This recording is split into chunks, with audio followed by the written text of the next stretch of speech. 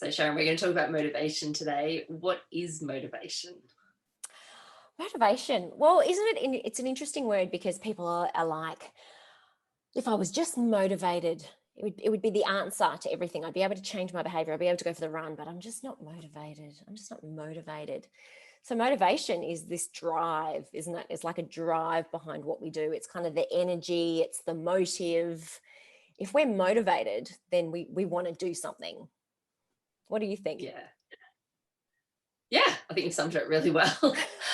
And there's different types of motivation though, right? So Yeah. we've got motivation that comes from within, and we've got motivation that is more external to ourselves. So we might be motivated to do something because of an external event, like a wedding coming up, or because there's some challenge at work, or because someone told us, like a doctor or a health professional has told us we need to achieve some kind of health outcome or reduce our risk of getting some kind of disease or whatnot. Yeah. And then there's that internal motivation where we really just do behaviors for the sake of the behavior and the feeling we get from doing the behavior, and for much more of a sort of bigger long-term reason that's actually integrated with our identity and ourself. So what's your take? And these are called intrinsic versus extrinsic motivators or motivation. What's your take on it? Okay, so I think of extrinsic or the external motivators as the carrot and the stick. So you're either running towards the carrot, you've got the dangling of approval, or I should do this. Yeah, I should. So you're kind of running behind the carrot. Or there's the stick, right? You're going to get disapproval. You're going to get you're going to get conflict with your partner if you don't stop smoking. There's going to be a conflict, or there's going to be a punishment, or there's going to be some type of negative outcome. So you're either kind of running towards some positive outcome, or you're running away from a negative outcome, but they come from outside of us. So praise is an external motivator. So if we start praising our clients, then they are running towards our praise. They're not driven from that internal driving force. Yeah. And and then when you're internally motivated, you love it. I mean, if you think of, exercise is one I think is a really good example, because exercise can be, I love running. I love the way I feel when I'm running. I feel free. I just think about things. Running is awesome. So that's kind of something you do because you enjoy it. Then there's, when I run, I am so calm for the rest of the day. I've got to get that run out of the way in the morning. I hate every minute of it, but I love who I am in the afternoon. Like, I love how much energy I have in the afternoon, and that I'm calm, and my stress levels are so better. So there's that real difference between, sometimes you don't love the activity, but it still comes because you enjoy the benefit that you get from it. Yeah, absolutely. And that's still intrinsic motivation. You've got that inherent satisfaction, that feeling, as you said, that you get from it, and afterwards that just feels great. So there is that enjoyment factor, but it's not necessarily sometimes when we're in the heat of it and you're pushing uphill and can't breathe.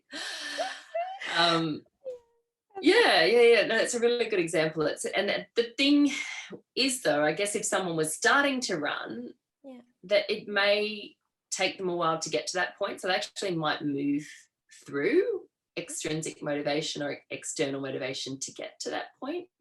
Was that something for you, or I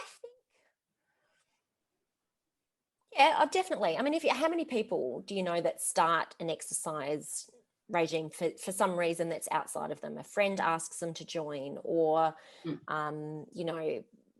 they want to lose weight, or their doctors told them they need to lose weight because of their heart condition, or so they're externally motivated by that fear of a consequence of something happening to their health, and then they start exercising and they probably don't enjoy it, and then all of a sudden it's such a part of their identity. There's someone who gets up at 6 o'clock every morning, goes to the gym, and then that then becomes intrinsic. So there's nothing wrong with an extrinsic motivator.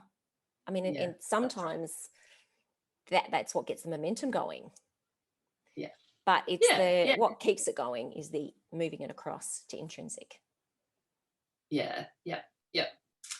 And then there's different levels of extrinsic motivation as well. Like we some you talked about before was things like praise, and that's sort of earlier on in extrinsic motivation, or trying to avoid a punishment or the threat of a disease or a diagnosis, or trying to get a reward, like I mentioned, workplace health programs or something like that.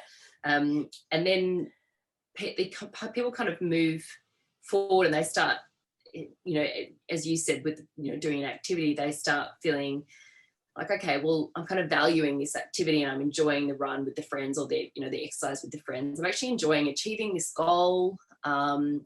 It's becoming more and more important to me. And then it moves to that place where I'm doing this because I really want to do it.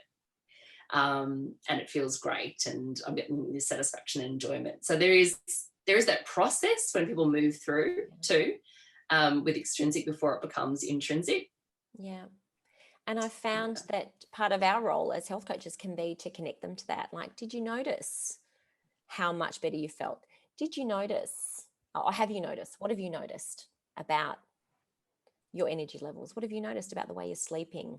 Now that you're doing this regularly, what differences have you noticed? And then they start to come up with I hadn't thought about it, but you know what? I don't feel like snacking, or I found that I'm more motivated to eat well now that I'm regularly exercising, so we can help them connect those dots too.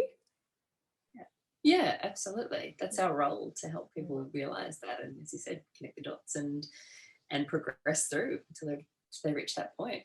Yeah.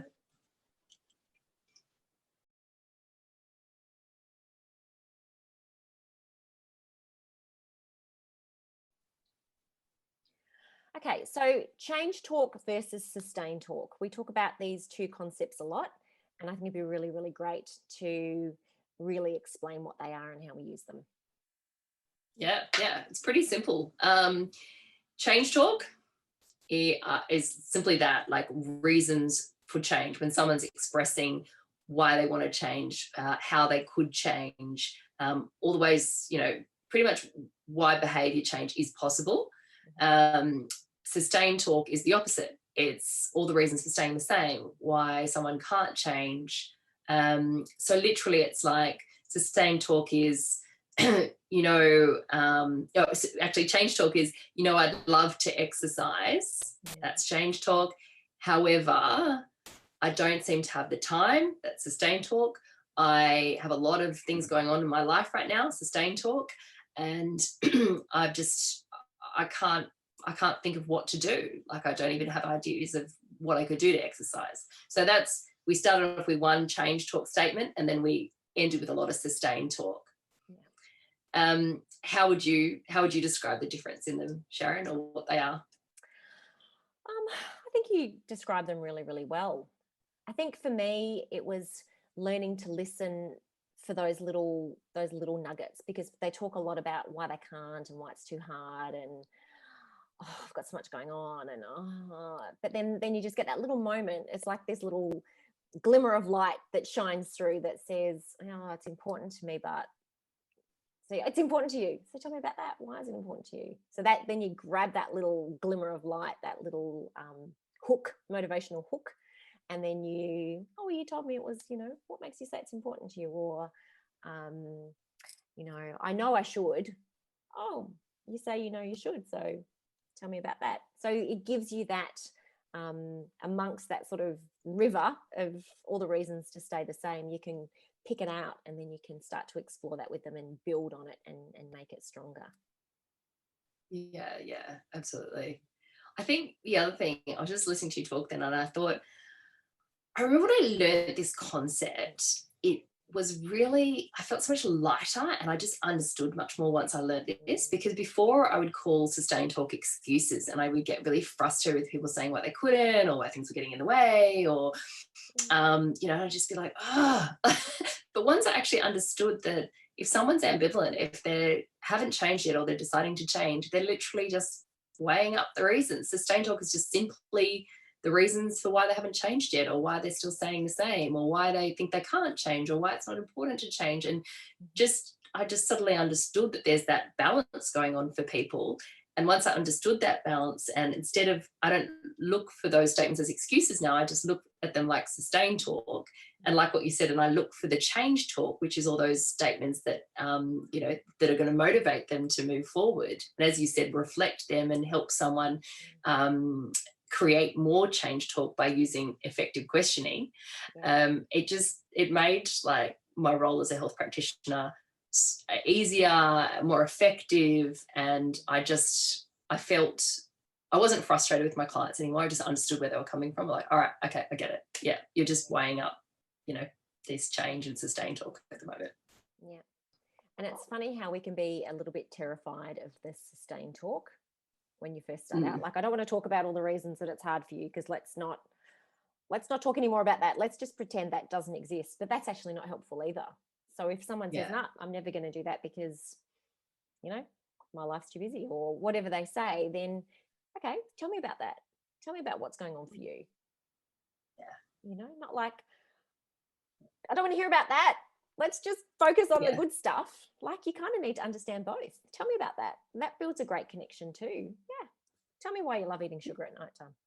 What's so great about it? Yeah. Why do you love it? Yeah, exactly. Because we're curious as coaches, non-judgmental, curious, client-centered. Tell me more.